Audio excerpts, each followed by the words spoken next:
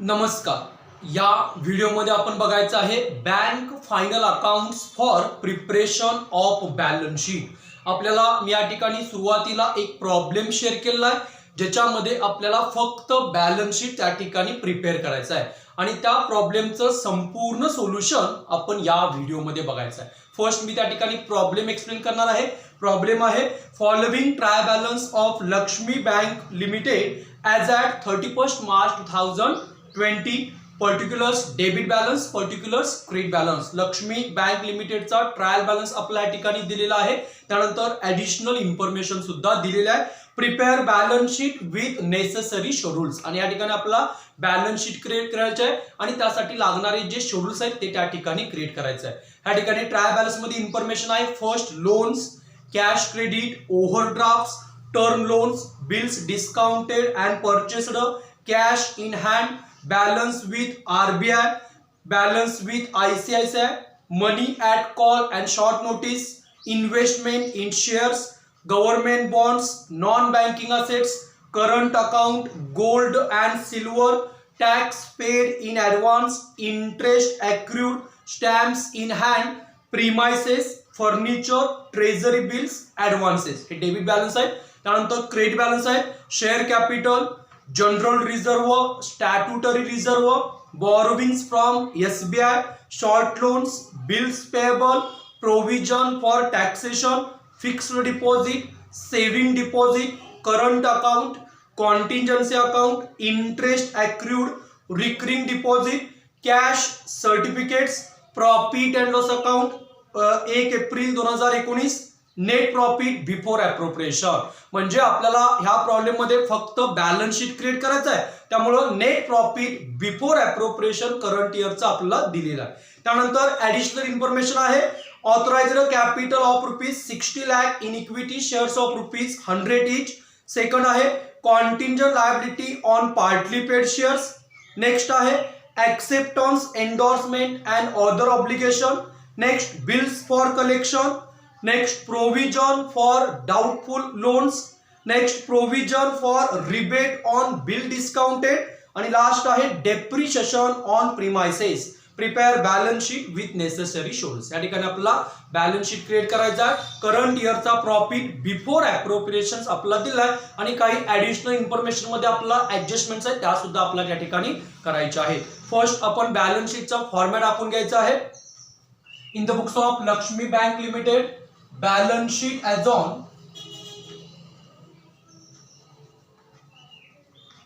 31st March 2020।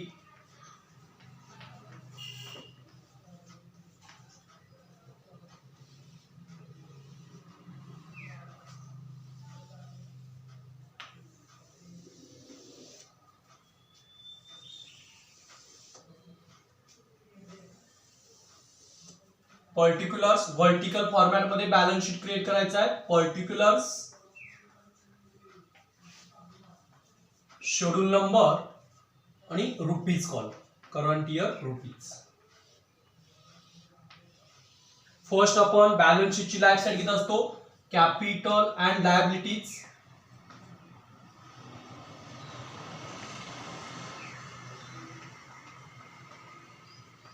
याच्यामध्ये first schedule असणार आहे capital, schedule number first, schedule number second reserve and surplus, schedule number third deposits, schedule number fourth बॉरोविंग्स, schedule number 5 other liabilities and provisions,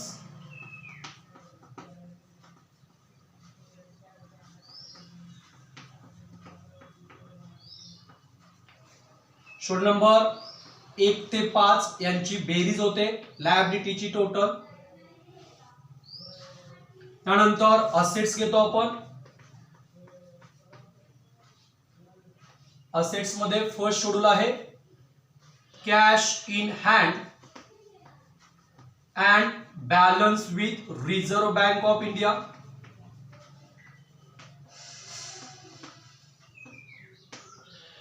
showed number 6. त्यानंतर 7 आहे balance with other bank.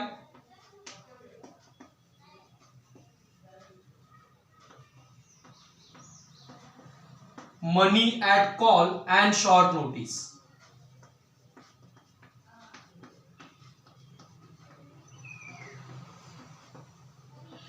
Showed number 7.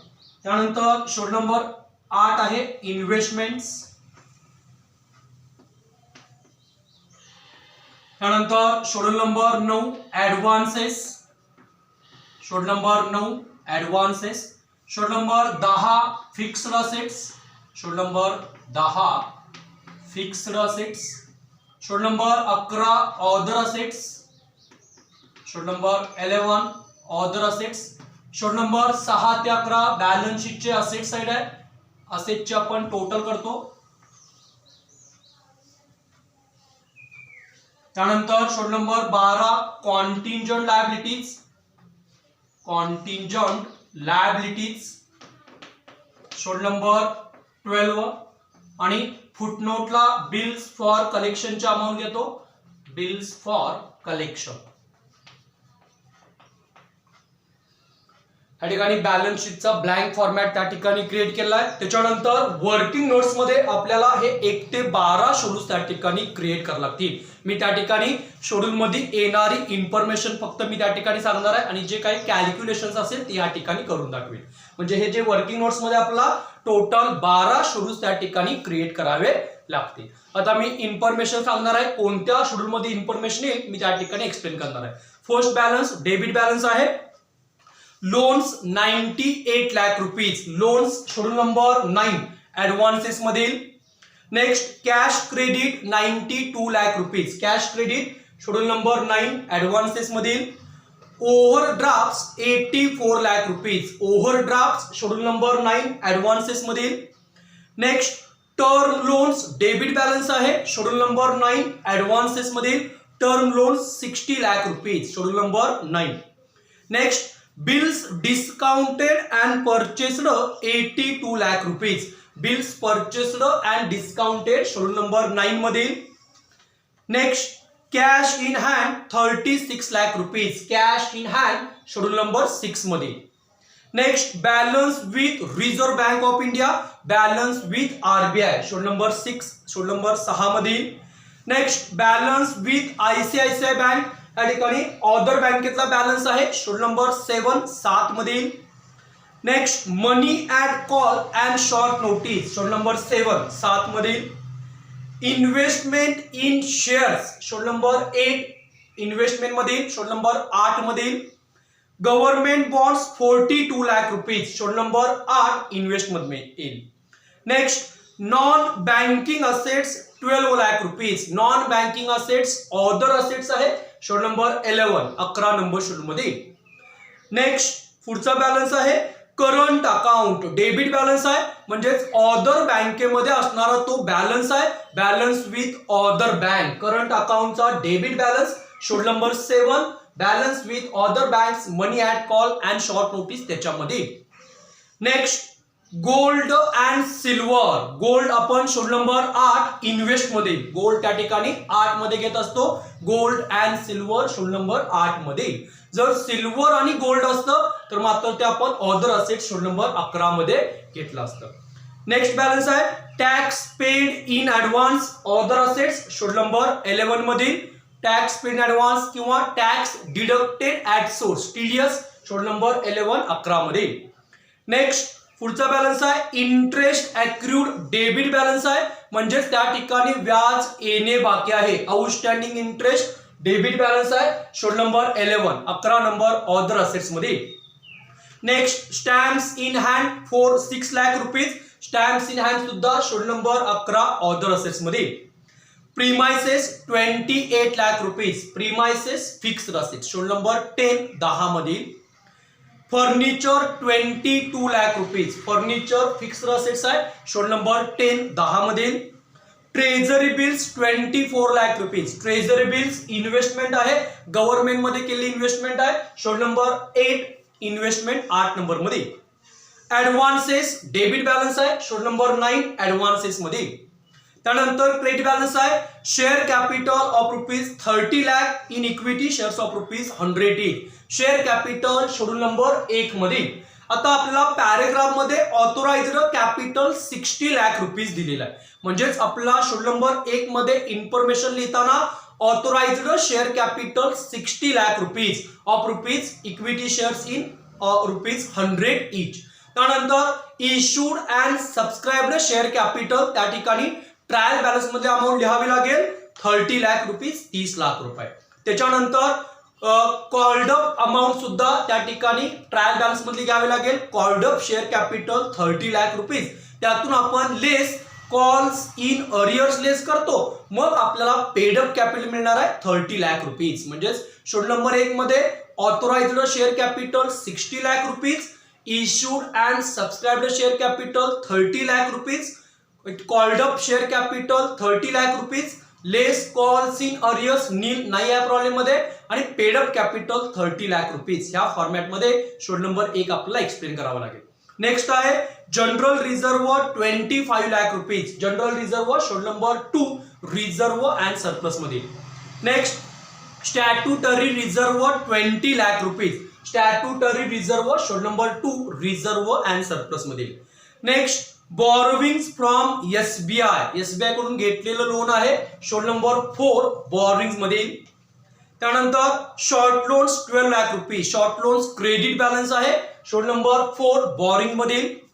Bills payable other liabilities and provision schedule number 5 मध्ये. Next आहे provision for taxation ₹6 lakh. Provision for taxation other liabilities and provision schedule number 5 मध्ये. Next fixed deposit amount आहे ₹1,34 lakh. Fixed deposit schedule number 3 मध्ये. Next saving deposit ₹95 lakh schedule number 3 deposits मध्ये. Next current account ₹1,28 lakh schedule number 3 deposits मध्ये. Next contingency account ₹57 lakh schedule number 3 deposits मध्ये. Next interest accrued credit balance आहे, म्हणजेच इथं outstanding interest देणे व्याज बाकी आहे, आणि क्रेडिट बॅलन्स आहे इंटरेस्ट अक्रूडचा credit balance other liabilities and provision schedule number 5 मध्ये. Next recurring deposit ₹1,26 lakh schedule number 3 deposits मध्ये. Next cash certificate ₹18 lakh schedule number 3 deposits मध्ये. त्यानंतर P&L अकाउंट 1/4/2019 म्हणजेच ओपनिंग P&L अकाउंट आहे, गेल्या वर्षीचा लास्ट इयरचा तो प्रॉफिट दिलाय ₹24 लाख आपल्याला वर्किंग नोट्स मध्ये घ्यावा लागेल. त्यानंतर net profit before appropriation ₹40 lakh working notes मध्ये आपल्याला त्या ठिकाणी घ्यावा लागेल. आपला करंट इयरचा प्रॉफिट बिफोर अप्रोप्रिएशन त्या ठिकाणी दिलाय, ते वर्किंग नोट्स ह्या ठिकाणी मी करणार आहे.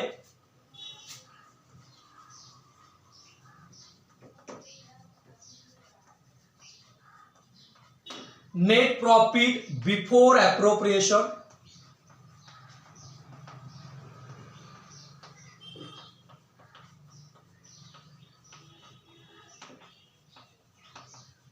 अमाउंट आहे ₹40 लाख. त्यानंतर ऍडजस्टमेंट बघायचं आहे. फर्स्ट ऍडजस्टमेंट आहे authorised capital ₹60 lakh schedule number 1 मध्ये घेणार आहे आपण.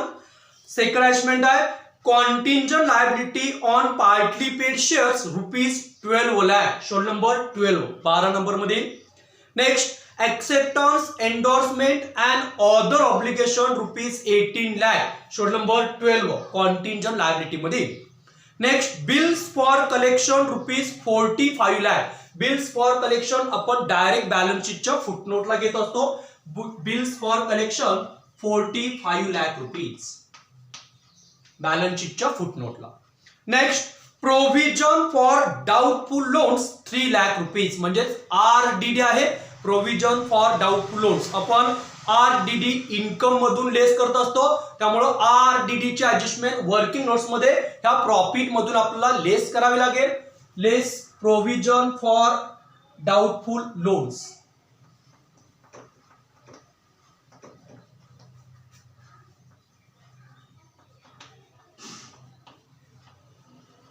या ठिकाणी अमाउंट आहे 3 लाख रुपीज. 3 लाख रुपीज इथं मायनस होतील प्रॉफिट मधून.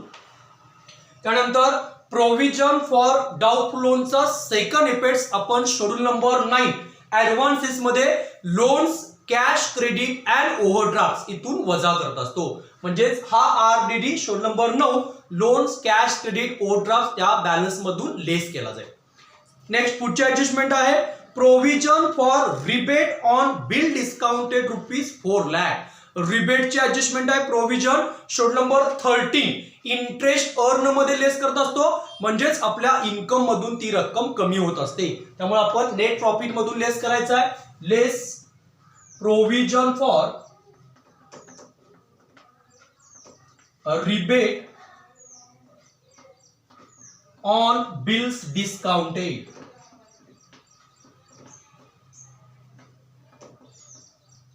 अमाउंट आहे 4 lakh rupees. 4 lakh rupees minus होईल. आणि प्रोव्हिजन फॉर रिबेटचा second effect schedule number 5 other liabilities and provision मध्ये प्लस केला जाईल. नेक्स्ट पुढची ऍडजस्टमेंट आहे depreciation on premises ₹3 lakh. Depreciation आपण शेड्यूल नंबर 10 फिक्स्ड असेट्स मधून, प्रिमाइसेस मधून ती रक्कम वजा केली जाईल. आणि second effect schedule number 16 operating expenses मध्ये घेत असतो. म्हणजेच ऑपरेटिंग एक्सपेन्स आपण इन्कम मधून लेस करतो. त्यामुळे आपल्याला प्रॉफिट मधून ते डेप्रिसिएशन वजा करावं लागेल. Less depreciation on premises. Depreciation on premises amount 3 lakh rupees. Total या ठिकाणी प्रॉफिट राहणार आहे प्रॉफिट 30 लाख रुपीज.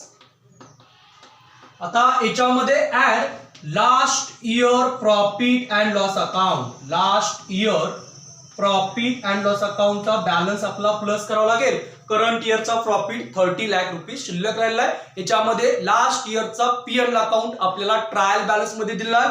अमाउंट आहे 24 लाख रुपीज. 24 लाख रुपये शेड्यूल नंबर. त्यामध्ये आपण हा डायरेक्ट पी&एल अकाउंट मध्ये प्लस करत असतो. 24 लाख प्लस होईल. Total profit 54 lakh rupees. आणि मग याच्यामधून आपण लेस अप्रोप्रिएशन्स आपण वजा करत असतो. आणि first appropriation compulsory 20% amount of profit. 20% amount of profit current year profit transfer to statutory reserve.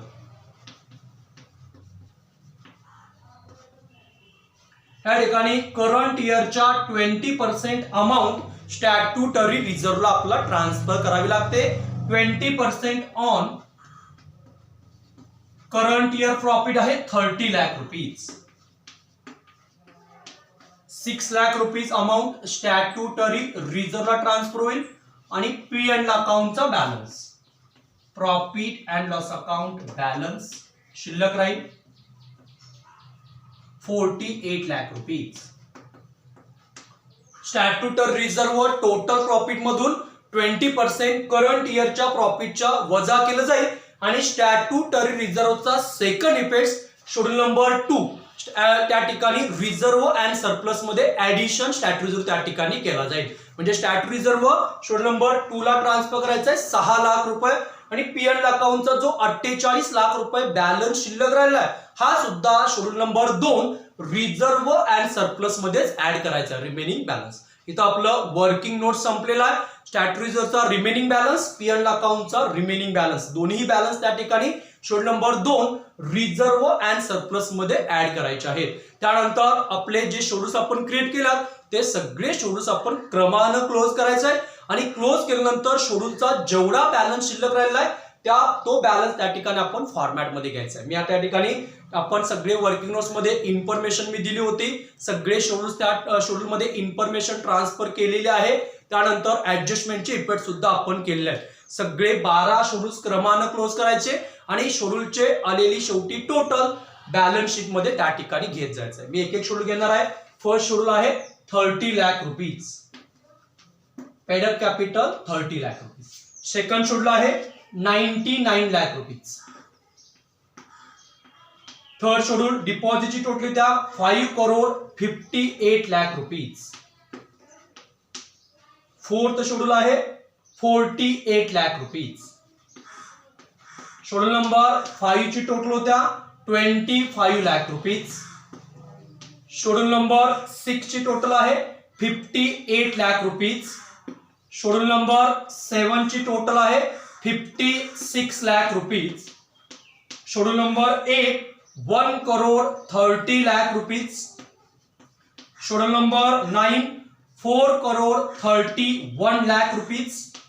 Schedule number 10 47 lakh rupees.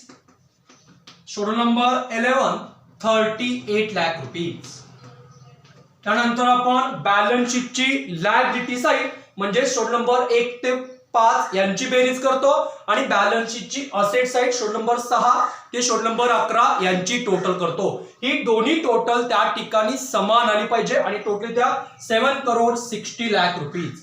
7 crore 60 lakh rupees या ठिकाणी आपली बॅलन्स शीट आली होते 7 करोड 60 लाख रुपीज. म्हणजेच ह्या व्हिडिओमध्ये आपण बॅलन्स शीटचा प्रिपेअर करण्याचा प्रॉब्लेम घेतलाय ज्याच्यामध्ये आपला last year P end account, current year profit and loss account त्या ठिकाणी दिलेला असतो आणि काही ऍडिशनल इन्फॉर्मेशन असते. मग त्याच्यामध्ये कॉन्टिंजंट लायबिलिटी असू शकते, ऑथरायझर कॅपिटल असेल, RDD ची ऍडजस्टमेंट असेल, रिबेटची ऍडजस्टमेंट असू शकते, डेप्रिशिएशनची ऍडजस्टमेंट असू शकते. सगळ्या ऍडजस्टमेंट्स आपण याच्यामध्ये घेतल्या होत्या. वर्किंग नोट्स क्लोज केल्यानंतर पी एंड अकाउंटचा रिमेनिंग बॅलन्स आणि statutory reserve schedule number 2 reserve and सरप्लसला आपण ट्रान्सफर केलं होतं. त्यानंतर सगळे शेड्यूल्स क्रमानं क्लोज केले होते आणि त्याचे बॅलन्स आपण फॉर्मॅट मध्ये ट्रान्सफर केले होते. बॅलन्स शीट 7 करोड 60 लाख रुपीजला या ठिकाणी टॅली होते. हा प्रॉब्लेम या ठिकाणी संपलेला आहे. थँक्यू.